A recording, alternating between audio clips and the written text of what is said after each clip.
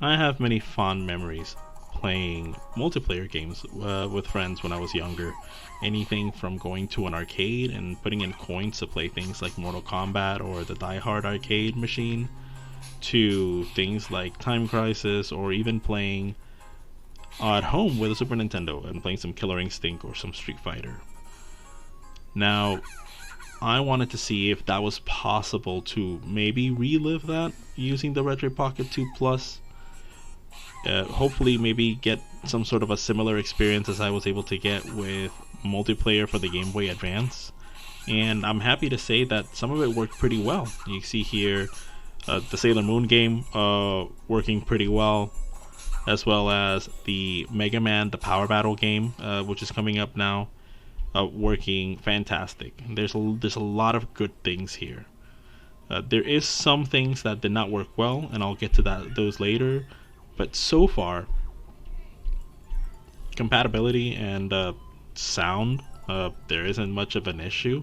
I honestly wasn't expecting to be an issue with these games in particular, or games that come from these libraries at all.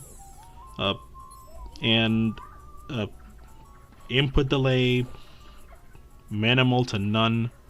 You can even take a listen here. I'll just shut up and be quiet for a bit.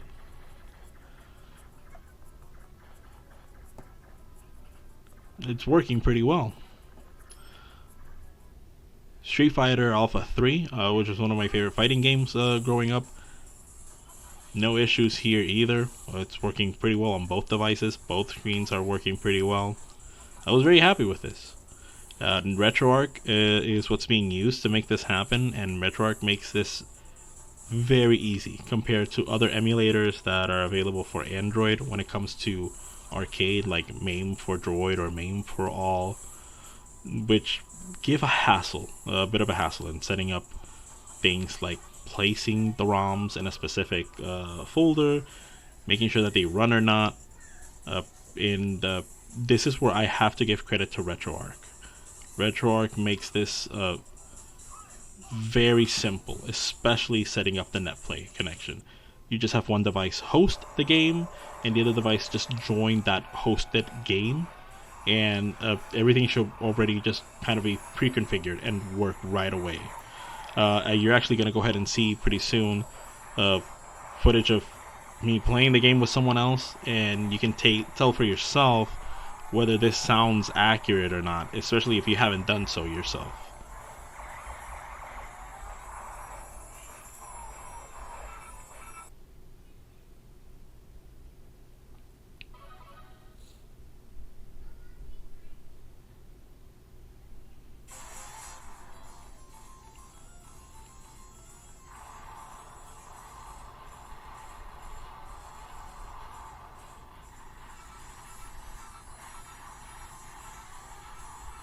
I just want to go ahead and say, please excuse the poor lighting. I was trying to make sure that we can both comfortably play the games, and that you're able to see it pretty well. I'll make sure that for the future, if I do this again, it looks definitely better than this.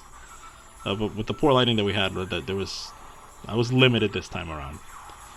But as you can see, it sounds pretty good. Now this is one of the easier games to run, 1941.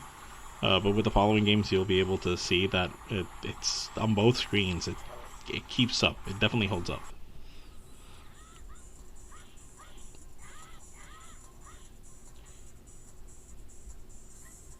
This is also another great time that it's completely irrelevant to the discussion, but uh, something that I do want to go ahead and appreciate, that with the Retro Pocket 2 Plus, that touchscreen looks great. Look, it's sitting at an angle, and the purple Retro Pocket 2, it is using the Retro Pocket 2 Plus PCB installment, but the screen is still the old screen, and you can tell just how terrible it looks at an angle. So, something that I just love about this upgraded device so much, and that I appreciate it, and I'll definitely be swapping that screen soon. It's definitely worth it, not even just for the touch screen function.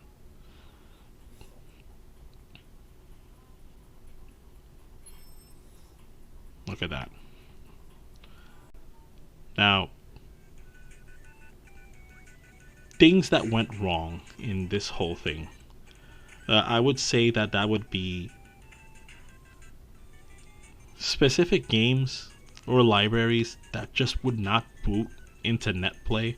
I do not know if this is simply something on RetroArch's end or that the device couldn't handle it. I am extremely more lenient towards the side of the device itself could not handle it. So anything that was for Capcom Play System 3, so JoJo's Bizarre Adventure itself would not run Red Earth 3, Street Fighter 3, Third Strike, would not boot into NetPlay. It would just reset the device and it would just boot up into the main menu again. Games like Mortal Kombat 1, obviously 2 and 3 as well, they would not boot NetPlay. Now they would boot single player. The same thing with JoJo's Bizarre Adventure and Street Fighter 3, Third Strike, but NetPlay was just a no-go. Now there are other versions or libraries of these ROMs that I'm gonna go ahead and take a look into the future and seeing how they work. I just wanted to test them how I have my library set, because with how I have my library set, I typically don't have much of an issue. Usually the issue tends to be me being ignorant or me missing a file of some sort. But other than that, obviously games like Killer Instinct did not boot into NetPlay at all. But Killer Instinct 1 does run very well in the single player mode. So that's, I guess, a bonus. The only other thing to go ahead and mention is that there are other emulators out there for Android when it comes to arcade, and I do understand that many of them have their drawbacks, like the MAME for Droid and MAME for All. There's the issue that you have to copy files to a specific folder, typically being on the actual storage of the device. And the Retro Pocket 2 Plus, it has storage, but it doesn't have a lot of storage. I find that a waste of time, so I didn't want to deal with that. And they have NetPlay. It requires typing the IP address, which I guess it's not that big of a hassle if you have the touchscreen. But I find it a bit of a hassle compared to just clicking on connect to host or refresh the NetPlay host list and finding somebody to join. I think that's extremely easy, and that's something that RetroArch should be given a lot of credit for.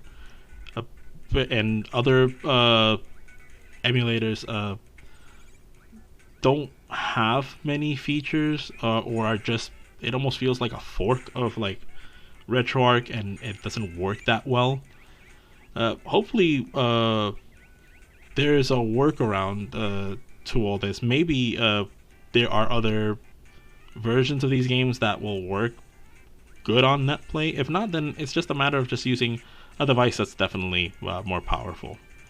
But so far, that's all that I was able to find. I am pretty happy playing these games, and hopefully you learned a thing or two seeing this and seeing that it's possible to play with somebody else.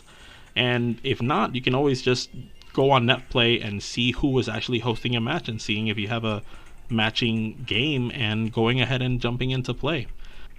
Next video, I'm actually going to go ahead and take a look into multiplayer with the PSP emulator. So that's actually something that I've been digging into, and it's actually pretty fun.